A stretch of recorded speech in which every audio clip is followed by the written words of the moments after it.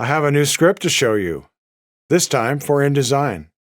Perhaps you follow my Adobe Script tutorial series. Episodes 23 and 24, we made a script to batch export from InDesign. But maybe writing scripts isn't your thing. You just want the script, not have to write it. So I added the finished script to my website. Batch export. I'll show the script in Windows. It works the same on Mac OS. Here are some InDesign docs I'll batch export. But first, I'll open one of them. I want to show something this script can do. I've changed the date of the placed graphics, so all are modified. You'll see why in a moment. To run the script, open the Scripts panel. I already have the script installed in InDesign. For help adding scripts to InDesign, see the link in the description for another video that shows the steps. In the list, select Batch Export. Double-click to run it. Select a folder of InDesign documents. Enable Include Subfolders, and documents in subfolders are also exported. In the section Options, there is the choice to update links and save. This is a feature I wanted to demonstrate. Enable the option, and placed graphics are updated.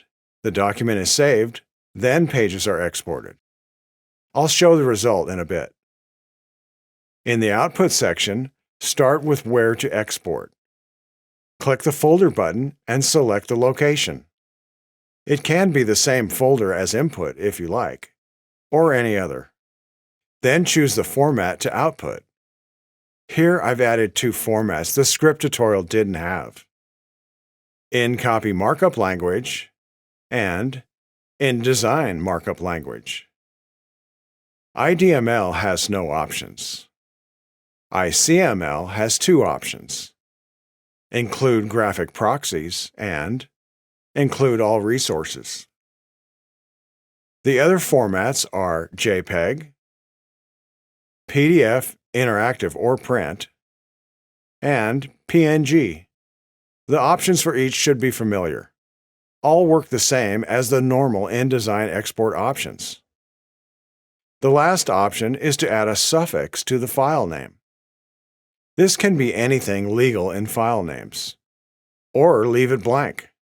Then, for PDF output, the name matches the document name.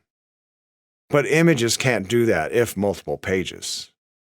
I'll export JPEG to demonstrate.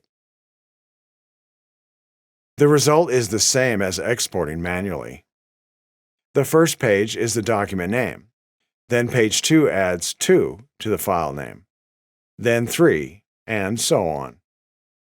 If using a suffix, it precedes the incremental number. To show the Update and Save option, I'll open the same document again. And you can see now all links are up to date. That option can save some time. The script is open source. Change it, add to it, or use it to create an entirely new solution. Download the script and give it a try. See the link in the description. Like this video and subscribe. Also, leave a comment. All feedback is welcome. Click the video or playlist on screen for more. Thank you for watching.